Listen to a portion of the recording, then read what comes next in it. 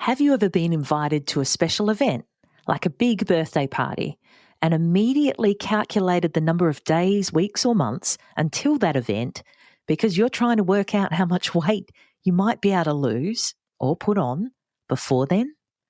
Now, times that panicky, desperate gut punch feeling, that emotional spiral by 100, and you're starting to get close to how many engaged people feel about their body confidence and the thought of all eyes being on them in the lead up to and on their wedding day.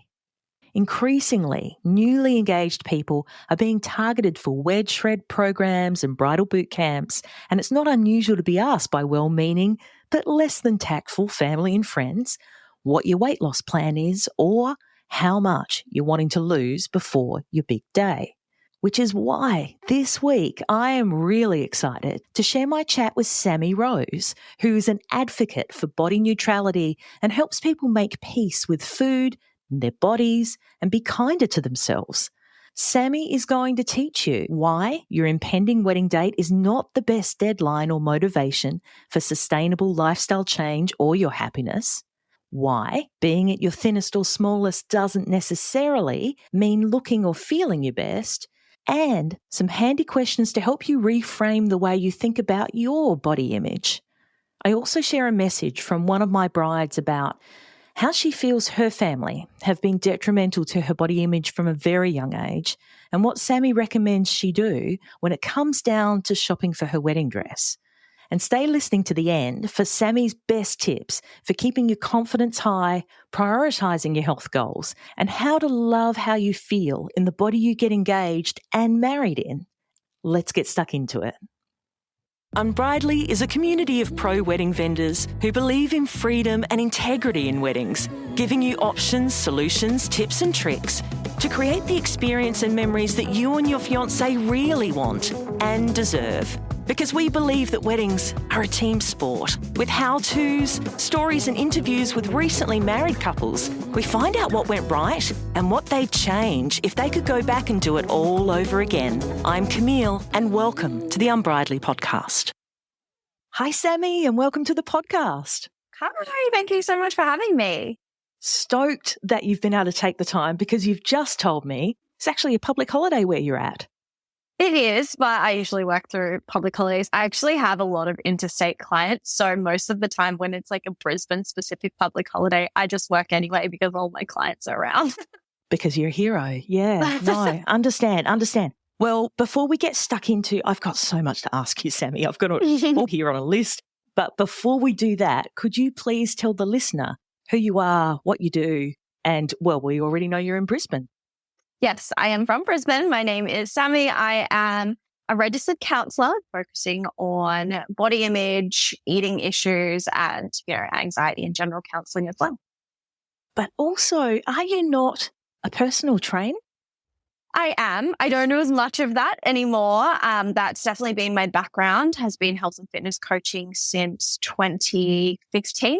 So I'm kind of transitioning out of that and focusing more on counseling now. I've got some really long-term coaching clients that I'll probably hold on to for as long as they would like. They won't let you go. Yeah, which is not a bad thing because it's a pleasure working with them. Right. Can I ask, Sami, did the personal training, did that lead you into the counselling?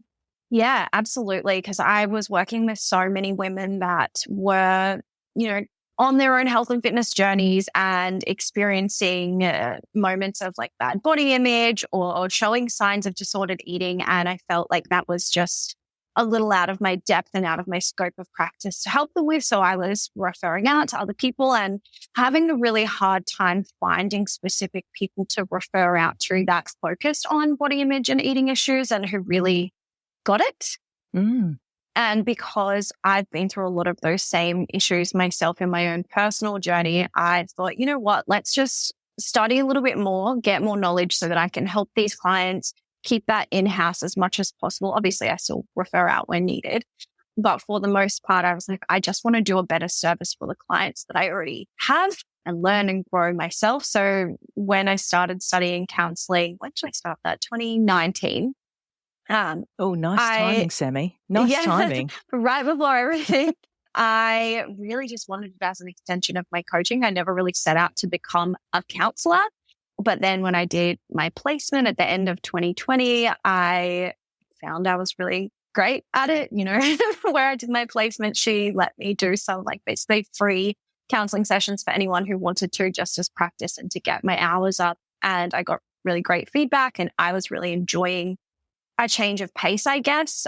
And so I was doing 50-50 for a while. And then over the last couple of years, I'm like, you know what? I love counseling so much. I love just being able to sit down, really deep dive with people, understand, the root causes of what they're thinking and feeling, and really get that behavior change from the ground up. So it's been a super rewarding change. It's been a career pivot that I didn't really expect or plan for, but it's also not too far from what I was doing. I think I'm still helping the same kind of people, but just in a different way. And to me, I think a little bit more of a meaningful way. When you said to get to the root of the problem, like that's all I could think of, that you're helping people come to terms with their own body image issues, which then in turn could have been the reason why they went to you as a trainer anyway. And it's all very circular. Mm-hmm. Yeah. Oh, that's brilliant. Okay. So we're going to apply your amazing knowledge and your skills as a counselor, and maybe a little bit of background as a PT, into the wedding world, because I don't know if you're across it, Sami. Like, have you been involved with many weddings? I have attended many. I'm not married myself. I've been a bridesmaid a few times now, and most of my friends are married. I'm actually about to go to a wedding next week to a really good friend of mine that's getting married. I'm so excited for that. So yes, very familiar with the process and the stress behind it. I've also had a number of clients go through the wedding prep, and yeah, it can be a lot.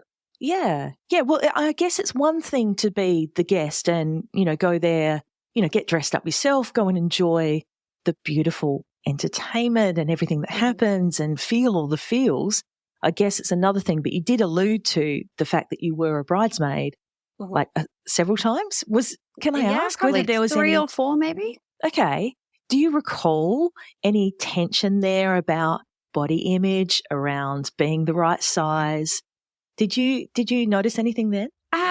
There's one that comes to mind actually, where it was a really good friend of mine from high school, and the other bridesmaids were a lot thinner than I. And that was a long time, probably 12 or 13 years ago now, if not more. And, I was still really struggling with my body image then. That was kind of going on my own health and fitness journey and all the changes that I have been through as well. And I do remember feeling some comparisons, not through anyone else's fault whatsoever, because my friends are so lovely and supportive, but more just my own internal reflections. And like, fortunately, that was a bride who wasn't going through her own wedge shred or anything like that. So there wasn't that element of like the vibe.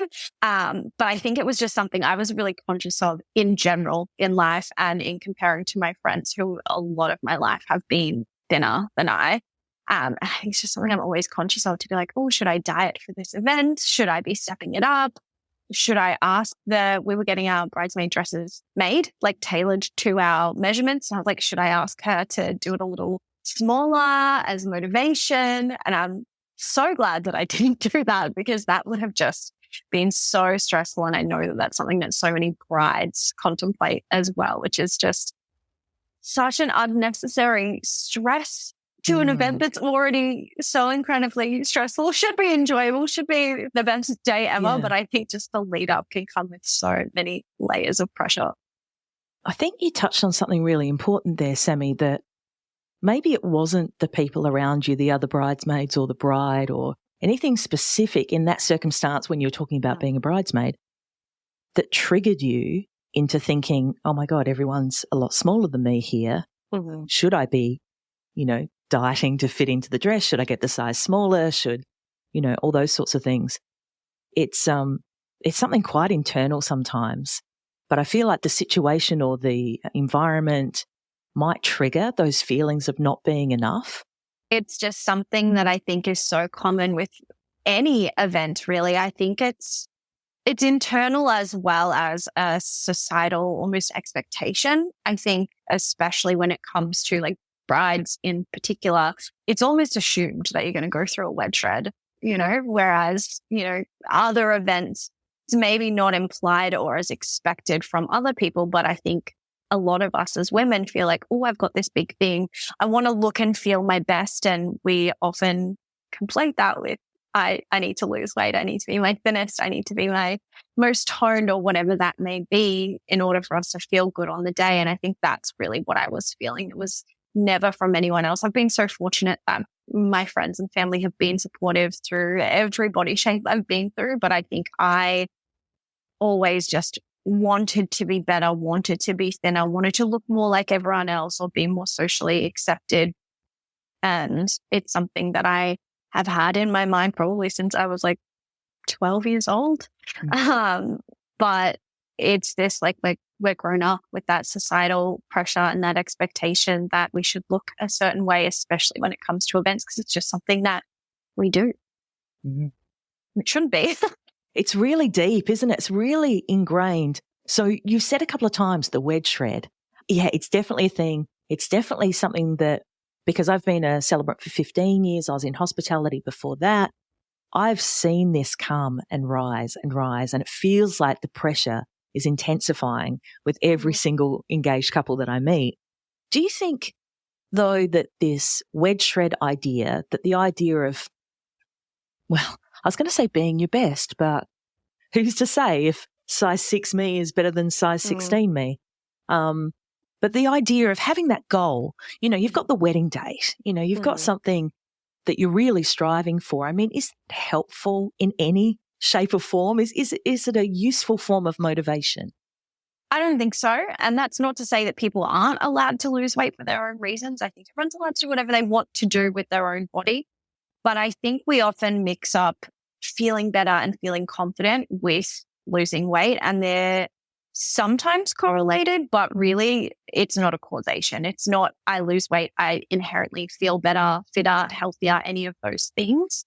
You can feel all of those things in the body that you're in without even changing your body, because really a lot of those things, especially when it comes to body image and confidence, that exists in your head. That doesn't actually exist in your body. There are people who are in societally accepted bodies or thin bodies or as close as possible to what we consider perfect, who have extremely distorted views of themselves and really bad body image moments. And there are people in less societally accepted bodies and bigger bodies that are confident, that rock it, that really love themselves and see themselves as a whole person, not a body. And so I think that just really goes to show that it's not about how you look, it's about how you feel, and that there is so much that you can do about how you feel without the need to lose weight. And if it is coming down to health and looking after yourself better, you can also improve your health and look after yourself better without necessarily losing weight. Sometimes that's a natural byproduct of those actions, and that's more than fine.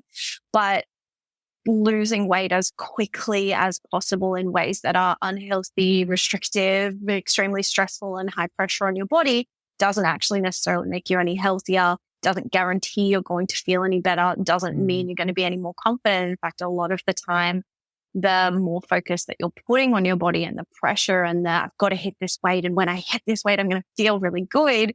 Sometimes that makes you feel worse, because when you realize you get to that point and you don't necessarily feel magically better, it's like, oh God, now what do I do? I've made all these sacrifices. Yeah, it must be devastating to get to that point and realize that your head's not right. Yeah, and that happens so often. And that's something that I was really noticing in a lot of clients that I was working with before I started counseling.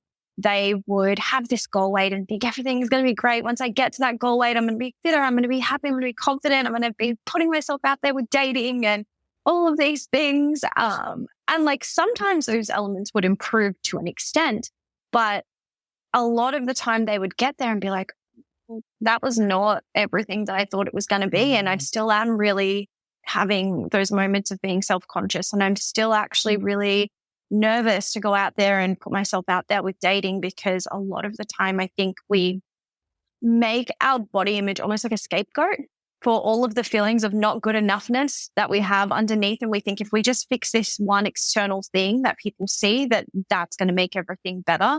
But a lot of the time it is, it may be a piece of the puzzle, but there are so many other elements that might come into play around why you're not feeling good enough, why you're not feeling confident. And that's something that I've really tried to drill down into with my counseling clients now, is understanding that root cause of why you're not feeling good enough. It could be so many different reasons, but it's not all hinging on how you look. Yeah. If you had a sweary, chocolate-addicted, wine-sipping fairy godmother who could help you with your wedding planning, what would you wish for? Perhaps no more waking up in the middle of the night in a cold sweat, wondering what you've forgotten, or fretting about your RSVPs. Maybe no more spreadsheets or post-it notes or endless to-do lists. Well, I can help you with all of that. Wedsites is an Australian wedding website builder, guest management software, and wedding project planner all in one. Why is this such a game changer for you? Well, imagine everything to do with your wedding being in one place, updated in real time in the cloud, shareable to anyone else that's helping you, password protected for your guests, with notifications to tell you what needs to be done next and by when. It's amazing, right? I love how easy Wedsites is to set up and use, and how there are no ads on the platform yelling at you to spend more money on your wedding. To get started on your very own free wedding website, just head to wedsites.com. That's WEDSITES.com, and enter the code UNBRIDELYPOD, that's UNBRIDELY POD, to get 10% off their paid planning tools. The link is in the show notes.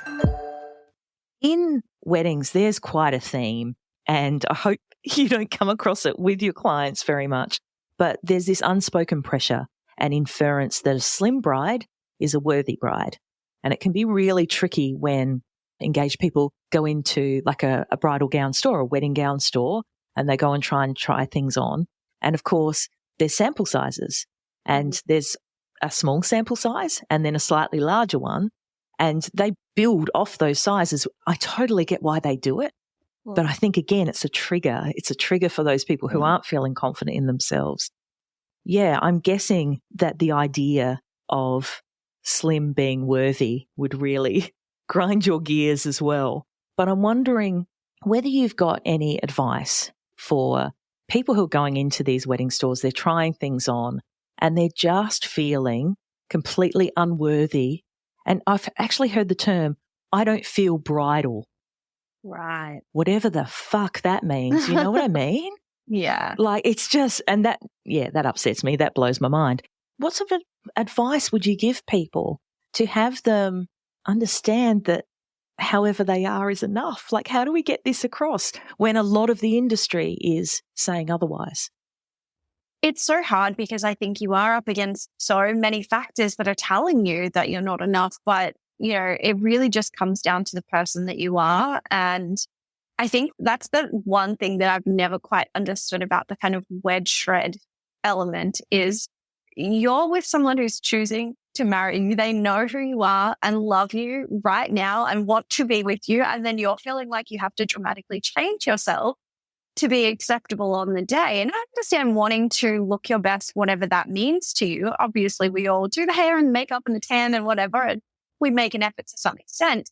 But I think when you're trying to dramatically change who you are, it kind of defeats the purpose of celebrating your love, and it really kind of takes away from that. But it must be so frustrating, not having dresses to try on and all of those kinds of things. Like, that is kind of wacky and upsetting, but obviously, they can't stock every dress in every size, I suppose. But I just like to encourage my clients to focus on who they are and how they can feel their best on the day. And that may include weight loss because maybe they just want to be fitter and look after themselves, and that is fine, but it doesn't have to, right? And so I really just encourage them to take a step back and go, when do you feel the most beautiful now? What can you do that makes you just feel better now and feel appreciated, and focus on the things that your partner loves about you right now in the body that you're in, because there's obviously something in there, or they wouldn't have proposed in the first place, or you wouldn't have proposed, or however it's gone. And just the added pressure of feeling like you have to look a particular way, especially for a one-day event that you're training for and dieting for and all of these things. So much of the time, even when people do achieve their weight loss goals for the day, it's also really hard to sustain it because they go balls to the wall and do all of these kind of crazy things to lose weight and fit in the dress and whatever that may be. And a lot of the time, those behaviors don't align with the way they actually want to live their life and what their schedule normally is. And that can create an issue in itself of almost like well, then I've got all these photos on the day of when I actually like shredded and looked thin and I looked so great. And now a couple of months later, I'm back to my usual self. That also adds another layer there. Yeah, I can imagine there'd be a lot of shame around that as well. Yeah, and it's crazy that that's what happens, but there is guilt and shame and disappointment. And then you look at these photos where you did feel good, but you also feel worse about yourself now as a result. And I think that's why for the clients who do have weight loss as part of their goals, I really make sure that whatever methods that they're taking to get there are things that fit into their life and that they can pretty much do forever. Because otherwise, you're not going to be able to maintain that. You're going to be on the roller coaster ride. And I think that that's more harmful for body image than anything. And truly, a lot of the time, just focusing on other things that aren't about weight loss. But okay, if weight loss is a factor for me, can I put that all the way at the back of the list of goals? And can I focus on what are some behaviors that may lead to weight loss, but that are still genuinely healthy and rooted in self-care? So am I currently eating a lot of takeaway? Do I want to switch that to having more home cooked meals that have veggies in them? Do I want to make sure that I'm just keeping an eye on my fiber or walking more because that's what's great for heart health? All of those things may have a natural byproduct of changing your body. And if so, and if that's part of your goals, great. But they're all things that you probably would want to be doing anyway as a way to care for yourself. And if you can stick with those things, might mean it's slow and steady weight loss or whatever that may be, but at least if you're able to keep up with those behaviors, then things are kind of going to maintain. But when people are trying to drastically change things and just veering so off track and making time for exercising 7 days a week, it's not great for you from the beginning, but also it's going to be even harder when you can't stick with that. You can't do that forever. That's exhausting.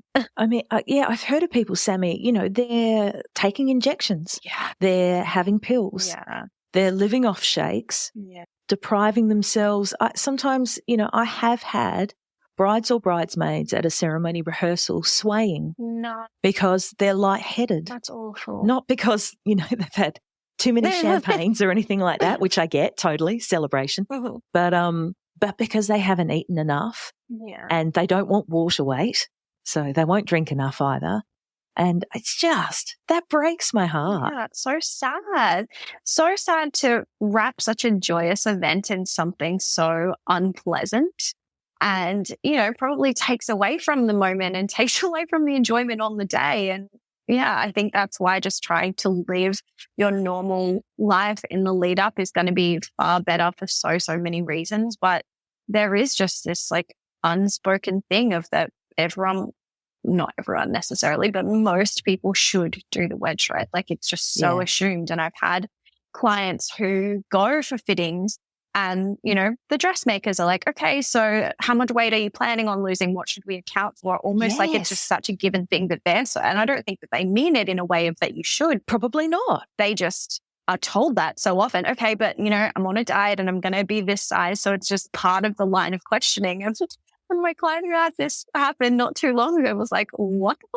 I will not be doing that, and was kind of offended by it, rightly. So obviously they didn't mean anything by it. It's that common that it is assumed by these dressmakers that almost everyone will be trying to do that and that they need to account for that. Yeah, it is super common. And your point though, Sami, about should you wish to get healthier because that's better for you as a person, I just can't help but thinking, you're about to join your life with your spouse, presumably for the rest of time. And if you're a little bit healthier, you might live a little longer together. Mm-hmm. You might get to extend this joy. But yeah, the drastic, it's the extremes that I just don't want to see anyone going through and hating on themselves. Yeah. It's just so completely unnecessary. But I've got a little, not a story, but something that one of my brides shared with me, and I'd just like to read it out because I'd love to know your take on this and what you would say to her. Mhm. I picked up on a lot of things when I went home for Christmas about how much my childhood impacted my self-esteem, body issues and eating habits, which basically snowballed my anxiety, etc. Like I was 9 years old the first time my parents suggested I go on a diet, 13 and swimming in the pool the first time a family member suggested I get laser treatment for my stretch marks. Even as recently as my birthday last year, I bought a tighter fitting dress to wear to the fringe and was told by my family that I should probably consider the more flowy one because I looked like a stuffed sausage. I know there's a lot of pressure for brides to be a certain weight by their day, intentionally buying a dress too small, all those marketed wedding shred crash diets and exercise challenges, etc. And I feel involving those people who triggered you in the past in things like dress shopping isn't helpful. What would you say to her, Sami? Firstly, I'm so sorry that happened to her because there's such awful experiences from people who should love and support you no matter what. But it's a really common thing, unfortunately. I think so many of us either have experiences like that where we've directly been, criticized by family members, or we've just picked up the way that family members act and talk to themselves. A lot of clients that I see, it comes from just kind of mirroring what mum does and seeing mum diet and not eat the same and look at her own body. And that's just something that gets passed down so easily. But it's really sad that those memories were so early on. I think a lot of us have some kind of memory like that, though. I definitely remember the first time I was ever called fat. I was 7. I could literally walk you through that exact moment, what I was wearing, where I was, like, not by family members. I was just little shitty 7-year-old boys. But from that day forward, that's where I was like, oh, that's a bad thing. They've assigned this negative meaning to being bigger than other people. And I have never forgotten that. But I think that, it's a really hard one in terms of the question around, like, should you involve them in the dress shopping side of things? You obviously want your loved ones with you for such an important and momentous thing, but also you don't want the negativity. And it's finding that line in between of, like, are you able to kind of brush aside any comments that may be made, and ultimately it's more important for you to have those people there and you kind of just let it go? Or will that actually overshadow the moment? Will that stop you from feeling beautiful in your favorite dress? Will you not be able to find something that you love because you're so worried about what these other people are going to say? And I think if it were me and if I were in that position, I would probably not invite them if that is an option for this person.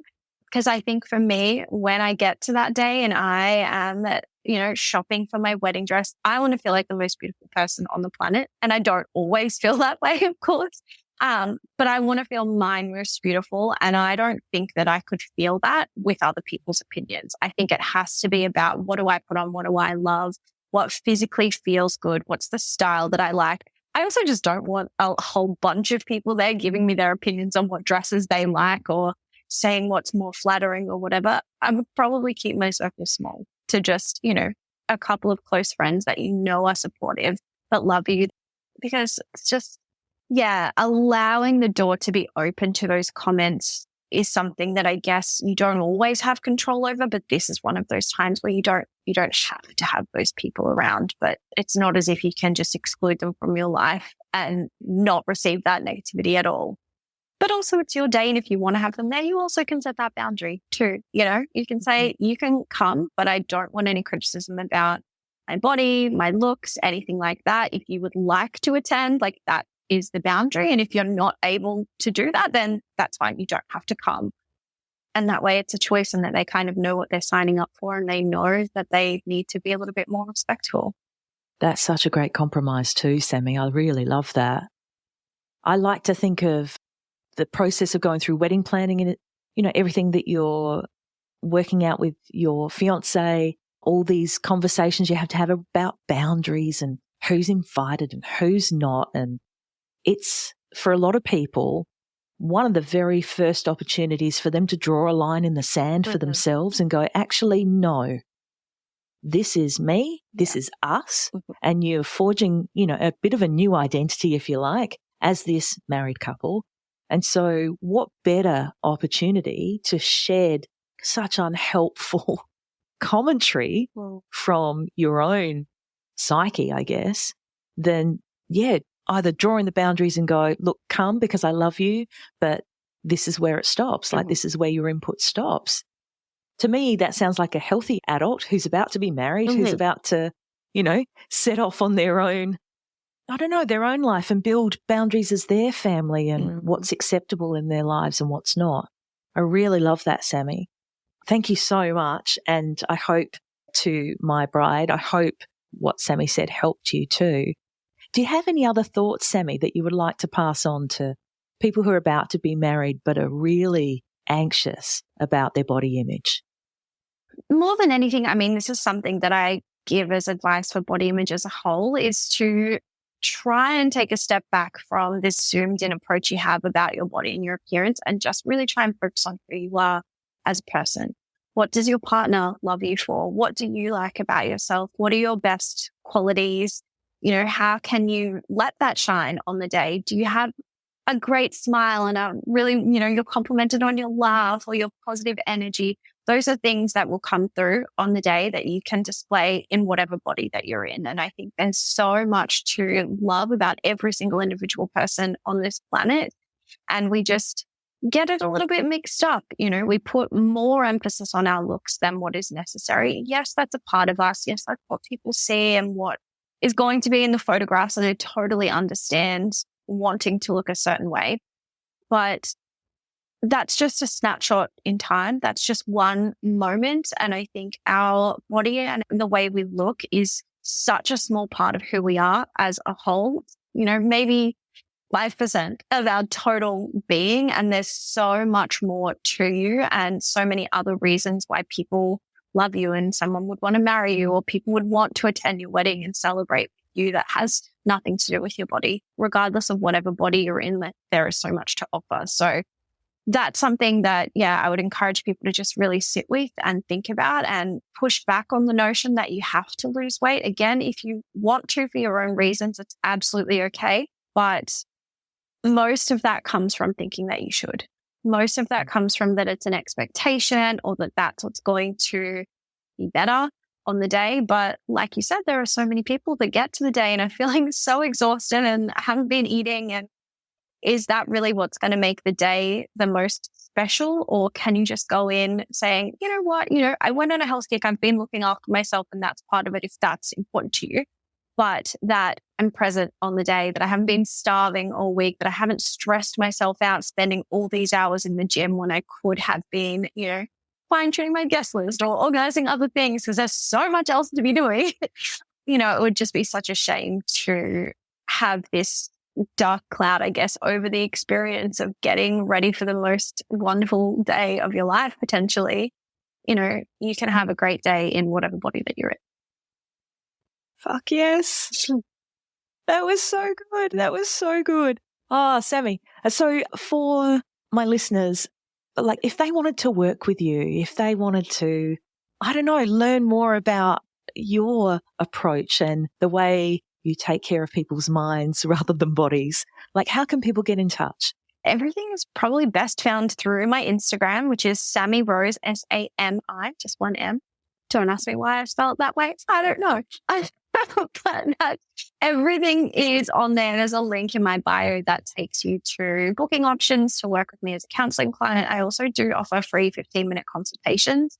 So if you want to just jump on and chat first and just do a little bit of a vibe check or tell me what you're struggling with, I can give you an idea of how I can help. But body image is definitely one of my areas of specialty, as well as disordered eating. I work with a lot of clients who struggle with anxiety, depression, and, a lot of broader things to relationship troubles or nervousness around these kinds of things. I think sometimes it's just really nice to have someone to talk to, even if it's just a couple of sessions, just to get some pointers or have someone to vent to that's not in your life, or go through some ways you can care for yourself and manage your stress better in such a busy, crazy, high pressure time. So yeah, I would love to help. If anyone does want that, just click the link in my bio, book a 15-minute consultation. We can go from there. I do also answer all of my DMs, or I try to. I can't promise I'm going to get to them straight away. But if you just have like a quick question or something, please just slide on in. Thanks so much, Sami. You're a freaking legend. I really appreciate your time, especially on, is it Eka Day? Yeah. Is that what it's called? Yeah. Eka Day. Doesn't get more Aussie than that. Thank you so much, and hopefully see you soon. Yeah, my pleasure. Thank you. That about wraps it up for this episode of the Unbridely podcast. For the links and resources we mentioned, please head to the show notes. And if you love the show, please review and subscribe on the podcast platform you're on now so you don't miss out on a single episode. Thanks so much for listening. And remember, weddings are a team sport. Catch you soon.